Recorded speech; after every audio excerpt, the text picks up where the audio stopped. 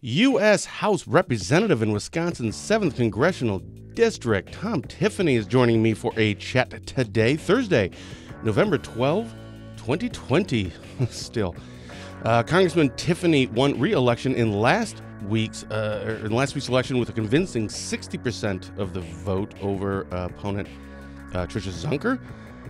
Congressman, good morning. First of all, obviously, congratulations. How do you feel, now that it's over and you can kind of move on from it? Yeah, good morning, Ben. So, it was 3 elections here in 2020 that were all high profile, a lot of work that went into them. So I'm really looking forward to having 2 years now before having to run for election again after having 3 in 1 year. Scott Walker has nothing on me when he ran those recall elections back almost a decade ago. But no, I really want to thank the voters out there and everyone that voted for participating in our elections. Especially want to thank those that supported me, giving me another opportunity to be able to represent the people of the 7th Congressional District. And we got lots of things to be able to get done. For me, I view it as a brief honeymoon. We knew we won the election last Tuesday night when the results came in. Enjoyed that for a few days, but there's a lot of work to be done out in Washington, D.C. In fact, I'll be back out there starting Monday, and lots of work to do in D.C. to try to benefit the people of this country in Wisconsin. Well, and I do want to get to some of that stuff, actually, so I'm glad you brought that up about, kind of the what's next part. But I just want to tell you before anything, Adam Jarkow and I, we had this pool, and we picked 7 races, and you picked the winner. And I brought this up a couple times on our Ben and Fitzy show with Barron County Sheriff Chris Fitzgerald, and I'm bringing it up again only because I was 7 for 7. And that's not usual. So, but you pick all the winners in these 7 races that we're following, and then you assign a point value to them. The ones that you're the most confident in gets the highest point. And so 7 was the one I was most confident in, and that was your race. But Adam had you at 6. So just let me know. I'm really disappointed to hear that, and I'm sure you'll deal with that appropriately with Adam. The other thing that I'm certain that you guys did not exchange any money in regards to these wagers. I'm sure that did not happen. No, not at all. Actually, that is true. This time, this was up for a steak dinner. Now, the thing is, he actually got 7 for 7 as well. So I got to give him props for that. He also got all of them right. He just had a different order. But I just wanted to point out that he didn't have you as his most confident pick. So, suck it, Adam. I'm an elephant. I have a long memory. Yeah. So how does this work? Did you get a call? So after you won, do you get a call a Tuesday night or Wednesday morning from your opponent? And if so, obviously that's a private conversation.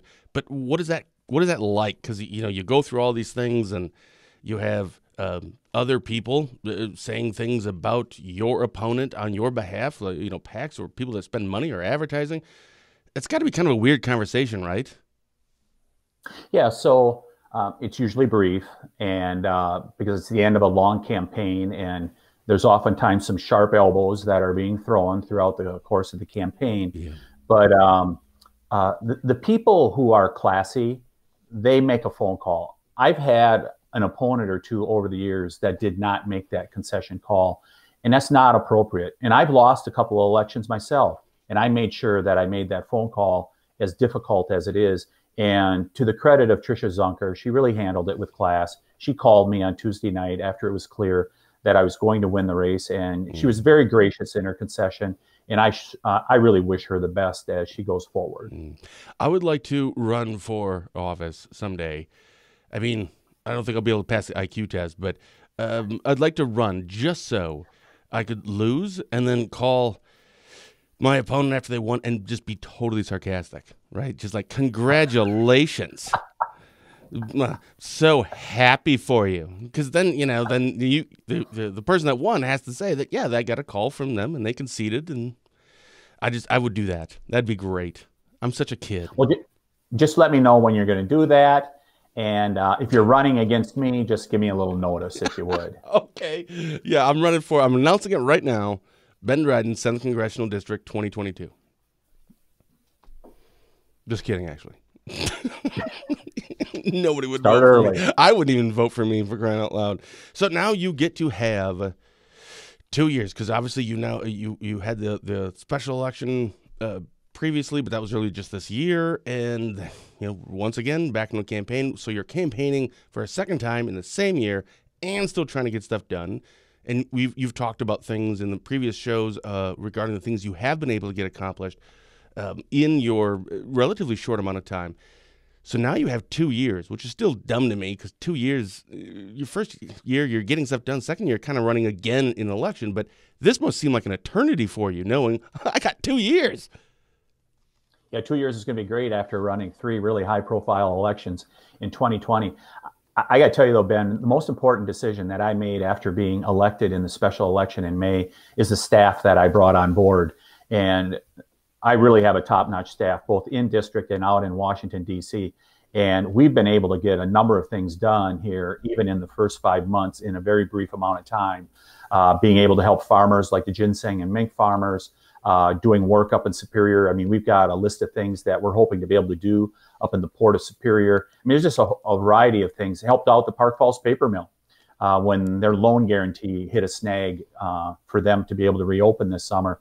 So we've really been able to get some stuff done, and we have a long list here as we go forward. So there'll be a number of things that'll just be district-centric.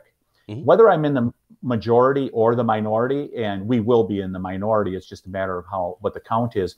But there's still a lot of work that you can get done as a congressman if you set your mind to it. And that's what we will do. And but then I also have some stuff in terms of the bigger picture outside of the district that I hope to be able to accomplish also. So we're going to have a full agenda. And we're going to have fun the next 2 years. Nice. Well, what's the point of doing it if you can't have a little fun? The other day, well, I don't remember what day it was. I think it was 2 days ago, Wisconsin Governor Tony Evers issued his latest executive order urging people to stay home. I'm assuming you had seen that, and I'm wondering what your thoughts are on that. Yeah, first of all, I give Governor Evers credit because a lot of us, including myself, we thought that he was going to come down with another heavy-handed lockdown or whatever. And there's serious concerns out there. Hospital beds, those intensive care beds, are full in northwestern Wisconsin. I mean, this is a real concern. People need to take this seriously. And as I reminded people leading up to the election, remember what your mother said. Stay home when you're sick. Wash your hands. And where required, wear a mask. Because it is serious what's going on there right now. But I do give Governor Evers credit for not coming down with another mandate. Because people are frustrated. People are questioning. And the best way to do this is to educate. And I think that's what Governor Evers was trying to do. And I hope he continues that as he goes forward, urging people, stay home, if at all possible, limit your exposure. I think those things are all good messages. So I appreciate that he did not come down with another heavy-handed mandate lockdown like the governor of Minnesota did, which is going to cause really, I mean, the governor of Minnesota has caused irreparable harm to the state of Minnesota, and it's really unfortunate to see. So I had mentioned just a little while ago that I was 7 for 7 in my picks. Well, I got a little cocky because then yesterday I had seen that Evers was going to have this announcement or this press conference going to be addressing citizens of Wisconsin. I think at like 6 o'clock or something Monday night. And I started texting a few people saying, "Yep, I'm calling it right now. He's shutting something down. There'll be an executive order, and I don't know what it is, but it's gonna." Yeah, I was off on that, and in a weird way, I kind of agree with you on that. That I thought that was really appropriate. But then so obviously after I got a whole bunch of ribbing from a lot of people that I had predicted, so I got that one wrong. Afterwards, a lot of people were asking me, "So do you think this is the beginning of a potential shutdown? Is this kind of setting the stage? Do you think Wisconsin is heading for another, we use the word shutdown, but another executive order to safer at home?" I'm not in Governor Evers' inner circle, so I don't know what they're thinking. But I think what they should do is the governor really should reach out to the legislature now and work with them because that can happen. I think about the last bill that I voted on when I was in the state legislature, and I think it was back in early April, We gave him much greater flexibility and money to be able to address these issues that are going on in Wisconsin. And Governor Evers has some really important things that he needs to take care of before he starts doing additional lockdowns. For example, getting people their unemployment checks. That story is still out there where hundreds, if not thousands of people still have not gotten their unemployment checks from months ago. It is going to put, people can't make their car payments, they can't make their mortgage payments. It is a very serious thing. So I think he has other challenges he should be dealing with first. And the legislature gave him the flexibility to put more staffing to get that unemployment taken care of, and they've not done it. So I think he needs to deal with first things first. But I think what he should do, and this would be whether Governor Evers was there or any other governor, regardless of party, educate, don't dictate. Bring people along. That's the best route to go. And as a former teacher, I would think Governor Evers should understand that. Yeah. I want to transition into the presidential race or election or et cetera. Do you believe that this is over? Obviously, there's a lot of litigation. There's a lot of concerns. There's a lot of people thinking whatever. And again, someone had asked me, do I think Biden is going to end up, the winner? And I have no reason to think that he won't be the official, right, the official winner. But I can also say that if there was, this is a unique situation, if there was any presidential race where we would see a potential different outcome, this would be it. But I still think it's highly unlikely. What are your thoughts? Well, the process is not complete. And just because the Associated Press says we project that Joe Biden is going to be the next president, and they could be right about that, just because they project does not mean the process is complete. After the election, every state has a process that they go through, especially if there's a very close election, to do recounts, to canvass, all those things that go into an election. That process is not complete. And the winner should not be called until the process is complete. And I think you take a look at Florida in 2000, where it took 37 days before the winner was declared. I believe President Bush held off from being called president-elect until that process was complete. The same thing should happen here. Let's make sure the process is completed. Do you think we're going to know before, January? So the Electoral College is supposed to vote in the middle of December. I would hope that the process will be complete by then, that we'll be able to get through this and ascertain whether there were ballots that were illegally cast, and just make sure that we count every legal ballot. I would hope that that process can be done in time for the Electoral College to take care of their business, which is actually the official time when the president would become, or when the candidate would become the president-elect. I'm sure you've seen a lot of things, and some of it was wildly just misinformation, but a lot of stuff specifically about Wisconsin. Have you been following any of the stories that are out there regarding Wisconsin votes and ballots? Yeah, I have been following those stories. And does it give you optimism? Does it give you a cause for concern? What are your thoughts? Well, first of all, I'd say, especially the clerks and the poll workers that serve up here in northwestern Wisconsin, and I have a great deal of confidence in them. I think they really do a good job, and they put in an enormous amount of time. They don't get paid enough for what they're doing, especially in a year like this where there's so many elections, including the special elections that I was in for the 7th Congressional District. I mean, there was a lot put on their plate, and they really do a good job. I think the questions, and also Wisconsin has a better system than the mail-in ballot system that you're seeing in some other states like Georgia. I think Pennsylvania has that system. And that is a recipe for fraud, these mail-in ballot systems. Wisconsin does not have that. We have an absentee ballot system. Now, that includes getting a mailed ballot, but you have to request that absentee ballot, which eliminates one avenue for fraud to happen. So Wisconsin's system is a little better in that way. And if you go back and look, President Carter, he was a co-chair of a commission 15 years ago that said an all-mail system leads our elections open to a greater opportunity for fraud. And I think that really needs to be investigated across the country in those states that have went to the mail system. and I think Wisconsin should not go to the mail system, I believe we're in a much better spot. There are a couple things that raise concerns for me that are red flags. One, there was a report out of Milwaukee that the chief elections person, when they left with the thumb drive with the results of all those absentee ballots in Milwaukee County at about 3 a.m. The night following the election, that she temporarily misplaced that thumb drive. If that story is true, that is very concerning that they would lose the information that is going to cast those ballots. The other thing, there's a story out of Green Bay where a couple longtime Democrat operatives were employed by the mayor of Green Bay to oversee their election and was heavily involved with it. The Braun county clerk has raised red flags about that and said, I am very concerned about the access that these people had to our elections and directing some of the election processes in the city of Green Bay. I think this is a really good time to do a thorough review of our election processes here in Wisconsin and across the country, because there's clearly, there is some fraud that goes on. We know that that is happening.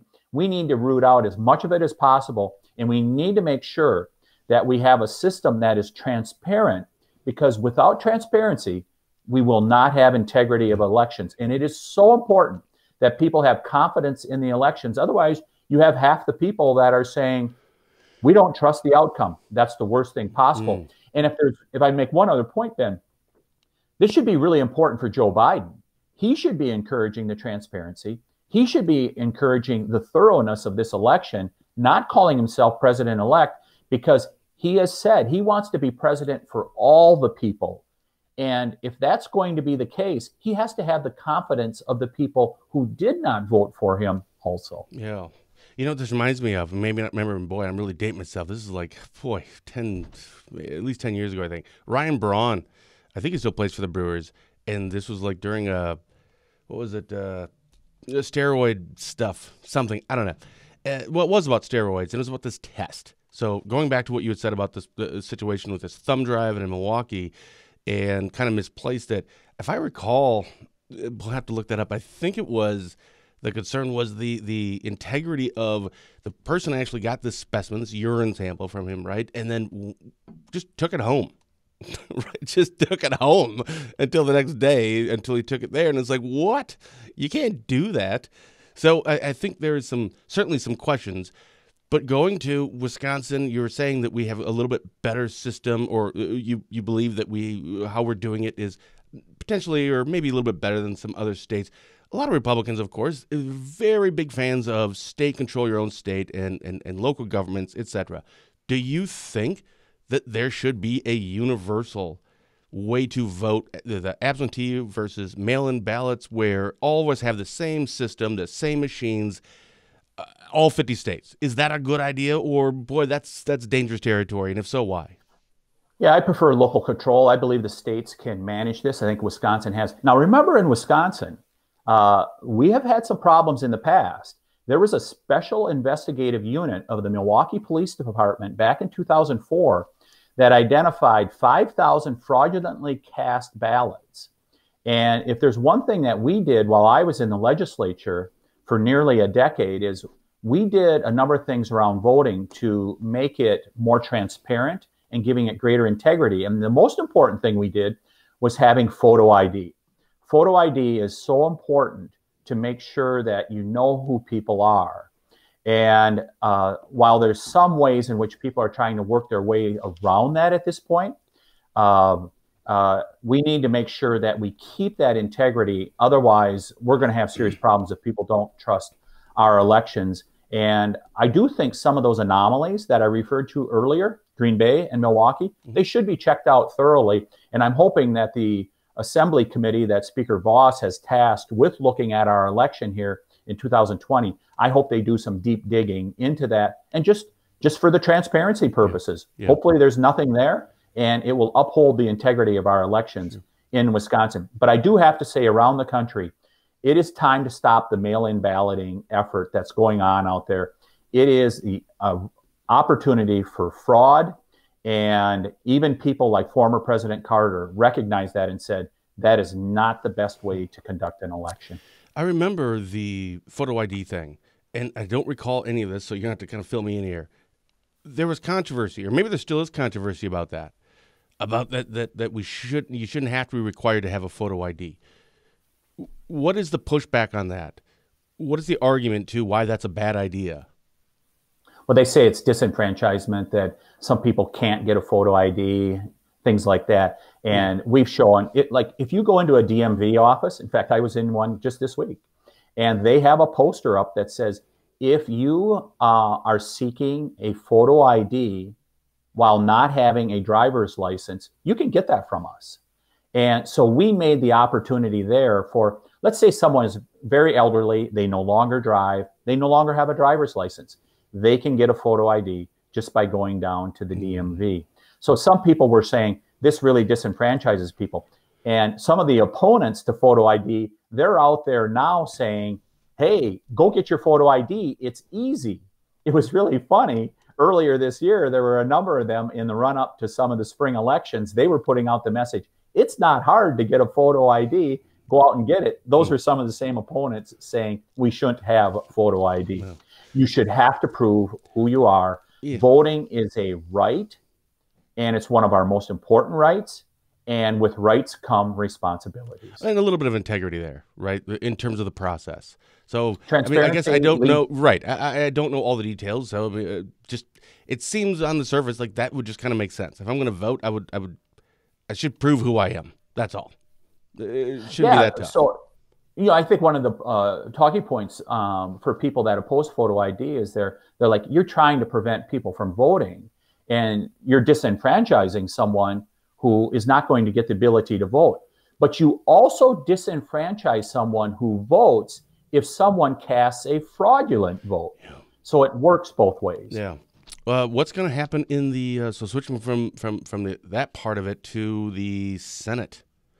Assuming, let's say for a moment, Biden is in presidency in January, Democrat. Where's the House, and what's going to happen in the Senate? So I'll start with the House first. If you remember, Fox News said that early on Tuesday night of election night, they came out and said that the Republicans were going to lose 5 seats. They projected we would lose 5 seats. That has not happened. In fact, the exact opposite has happened.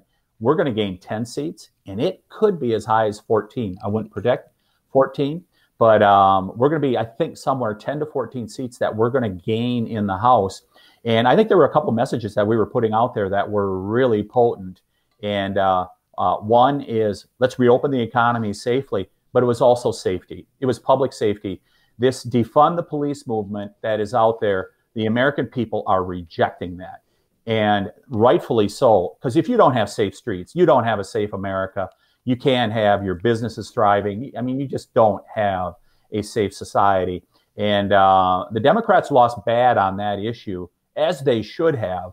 And it was a potent issue for us, and that's why we were able to gain quite a few seats. Now, on the U.S. Senate side, there's 2 seats for our listeners that are not familiar with that. There's 2, they have a little different process down in Georgia and some other states, where if you don't get 50% as a candidate in the election on November 3rd, there is a runoff between the 2 candidates that were the top vote getters. And so someone gets to 50%. And that will now happen in Georgia with both of their U.S. Senate seats. And I think Republicans have a very good chance to be able to win both of those seats. Those are both incumbents. Their 2 opponents have significant weaknesses, I believe. They've signed on to the defund police movement. The one person running against, I think, Senator Perdue, I can't remember, the one person who's a minister, he has come out and trashed Israel and said Israel is horrible.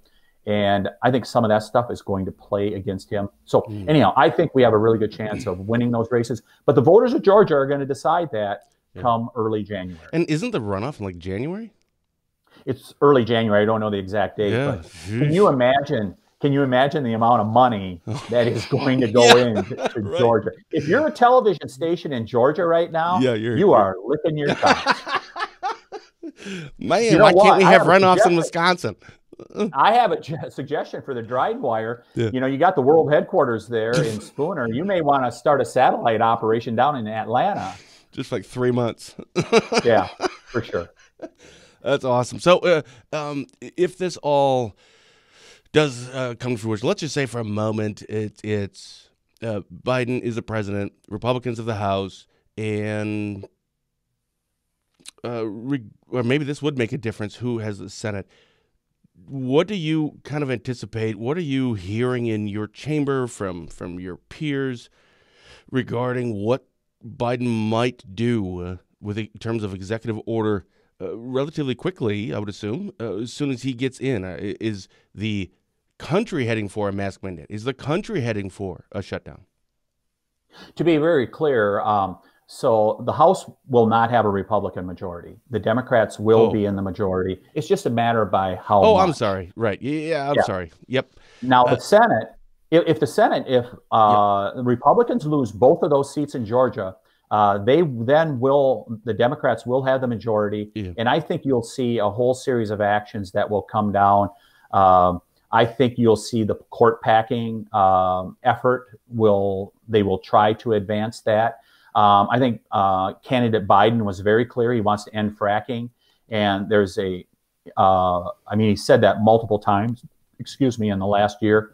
There's a number of people in his own party that want to end fracking. They do not believe in energy independence for America.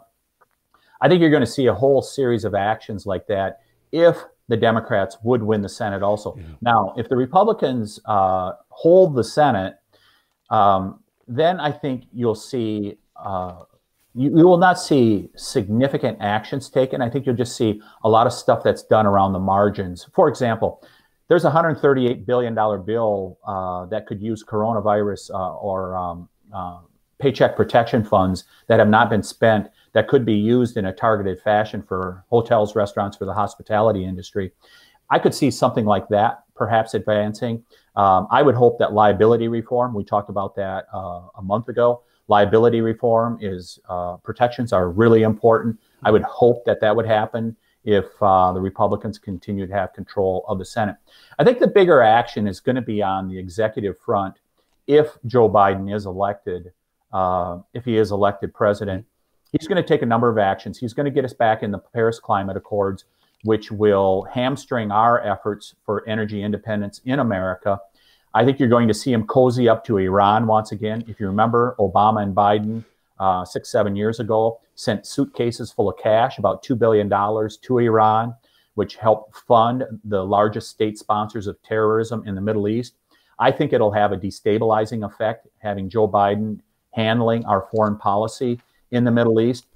One of the things President Trump does not get nearly enough credit for, peace is breaking out in the Middle East over the last year. You had 3 Arabic countries that signed peace treaties with Israel. Saudi Arabia is talking about doing the same thing. Saudi Arabia is making very clear, do not allow Iran to have nuclear capability. I'm so concerned that Joe Biden is going to reverse those policies that have stabilized the Middle East, that have allowed us to send our young men and women home from the Middle East. So we're not fighting wars over oil in the Middle East. It has allowed us to do that. It's one of the greatest successes of President Trump. I pray that Joe Biden does not reverse those policies. I'm so glad you brought that up, because that was the last agenda item I wanted to bring up here is the Middle East. My mom, ever since I was a kid, said pay attention to the Middle East. Now, granted, that was largely based on our faith in Christianity and end times, etc., whatever. But still, I really, ever since then, I always pay attention to the Middle East, what's going on. This morning, I put up an article in our U.S. and World headline links, which is just on our website. We don't put it on Facebook. And it was from AlJazeera.com. And the article, the headline was, Saudi King urges world to take a decisive stance against Iran. I just want to read you a couple parts here and get your thoughts. So just the real quick version was Saudi Arabia's king urged the world yesterday to take a decisive stance to address efforts by Iran to develop nuclear and ballistic missile programs in his annual address to the top government advisory body. Quote, the kingdom stresses the dangers of Iran's regional project, its interference in other countries, its fostering of terrorism, its fanning the flames of sectarianism, and calls for a decisive stance from the international community against Iran that guarantees a drastic handling of its efforts to obtain weapons of mass destruction and develop its ballistic missile program. Bear with me one more minute, because then further down in this article, it was talking about Saudi-U.S. relationship, which ties in directly what you were saying. It says, but U.S., well, they call him President-elect Biden, pledged in his campaign to reassess ties with the kingdom. A major oil exporter and buyer of U.S. weapons and military equipment, Saudi Arabia was an enthusiastic backer of Trump's, quote, maximum pressure, unquote, campaign on Iran. But Biden has said he would return to a 2015 nuclear pact between world powers and Tehran, a deal negotiated when Biden was vice president in Barack Obama's administration. Why should people that I just read that to, or people can go to our website and look at it, or just go to aljazeera.com, it's on there. Why should people literally in the 7th Congressional District in Northwest Wisconsin, why should we be paying attention to this, and why should we care? Because the young men and women from the 7th Congressional District have given their blood in the Middle East. That's what happens when we end up with a destabilized world. President Trump has taken decisive action here. I mean, let's retrace this history. So what was it, 5-6 years ago, that the Obama-Biden administration sent $2 billion in cash to the Iranians. What did they do with that money? We have incontrovertible proof that that money, some of it went to buy munitions that targeted Americans in the Middle East, our young men and women who were serving in the Middle East. Why did President Trump take out Soleimani? What was that, about a year ago, something like that? And if you remember, I think John Kerry, and I think maybe even Joe Biden, were highly critical of President Trump. This is going to destabilize the Middle East. Soleimani was the chief architect of terror for Iran, and he was targeting Americans. If you remember, my opponent in the primary, Jason Church, who lost 2 of his limbs to an IED over in the Middle East, he said, I can't prove it, but it is possible that Soleimani targeted me and my fellow soldiers. That's what was happening with those suitcases full of cash coming from America to Iran. President Trump said, we're going to stop that. And then he said, Soleimani, you're not going to get to kill Americans and destabilize the Middle East and kill all kinds of people over there anymore. He is no longer with us in this world. And what happened after that? Peace broke out in the Middle East. You had 3 Arabic countries, including the United Arab Emirates, that have signed peace deals. Saudi Arabia is heading in that direction. And now Joe Biden is going to go back to the old policy that was going on in the Middle East. This may be, if he goes this route, it may be the worst decision he may make if he becomes president, if he becomes president for 4 years, because it will destabilize the Middle East and it will empower Iran to continue what they're doing. Remember, the Iranian people, they do not like the mullahs and the people in power over there also. It is time to show support for the people of Iran and say, you can do better than the theocrats that are running their country. You know, believe it or not, I'm mostly apolitical. I'm pretty neutral on most things. I live in this gray area, I guess. I don't know why. I just always have. But no kidding. This, again, is what I'm paying attention to. And I 100% agree with you. This could have so many impacts, and this could be so bad on so many different freaking levels if we go back to that. Again, that's just my opinion. People can research it yourself, do your own investigation, but man, I'm not kidding. This is something I'm paying attention to, and that really concerns me. Yeah, this is a really big deal because if we go back to where we were and we're going to send our youth, our young men and women back over to the Middle East, with the Middle East getting destabilized, it would be a horrible reversal of the direction that we're going in. And don't forget the other thing, and that is energy independence. Joe Biden said he's going to end fracking. How did we end up as a net exporter of petroleum products in America? It was because of energy independence. He wants to reverse that by going with the Green New Deal. Look at California, which has largely implemented the tenets of the Green New Deal. You pay twice as much for electricity as many other parts of the country, and it's only on half the time. with the rolling blackouts that they go on. And that is what's happening. And that, if Joe Biden follows through with that also, it will be a disaster for our foreign policy, because energy independence is about economic security, job security, and also national security. Tom, I love chatting with you. You now have 2 years, which, again, we talked earlier, it seems like an attorney for you. What's your plan? You said you start going to D.C., I think, starting on Monday. What's on the agenda for the rest of this year? And then if you do already know some things that you want to start tackling beyond the end of this year, in terms of in early January and February of 2021, what's next for you? What's on your plate? So let's cover it in two levels. One, in terms of the big picture, the macro picture. One, keep taxes low. Keep them as low as possible. It's better to have the money in the taxpayers' pockets right here in Wisconsin rather than out in Washington, D.C. They got plenty of money out there. Secondly, make sure that we keep the regulatory burden under control, because that costs people money also. And what it does is it really stymies and hampers people with an entrepreneurial bent from starting new businesses, which has always been about the greatness of America, is being able to strike out on your own. The third thing is trade deals. We should make sure that we continue on the path that President Trump has put us on, renegotiating these trade deals like NAFTA that are in the interest of Americans. And whoever is president, I will be watching to make sure that they continue to be tough on China, so that China does not take advantage of us as they have been for now over 2 decades. On a smaller scale stuff, in terms of in the district, stuff that's really important to the 7th Congressional District, I'm going to be working to get us better freight rail. We have some of the major railroads that can do a better job of servicing us. I believe that's an opportunity for industry. We need to have affordable rates and reliable service. And I'm going to be following that really closely and really trying to make an impact there.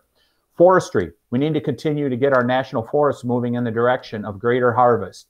That's been a success over the last number of years. We can do even better. Our wood-consuming industries are counting on that in order to be able to be prosperous. Thirdly, broadband. We need to get greater access to broadband throughout northern Wisconsin, and there's a number of federal programs, and I'm going to work every day to get our unfair share here in northern and western Wisconsin for people that want to provide broadband in good, consistent, reliable broadband service for people, especially in this era of COVID and riots in the cities. This is an opportunity, and I'm just extend that point a little bit more. This really is the opportunity for northern Wisconsin. We saw how many people were coming up north and staying up north this past summer as a result of the riots and the lockdowns. This is our opportunity to really get additional economic growth. Good, reliable broadband service is a keystone to making that happen. Yeah, really capture that, because why not? It's a good idea. Absolutely. By the way, Rob Staffschultz just said good morning. Yeah, Rob, we're finished already. We're finished with the show in like 1 minute.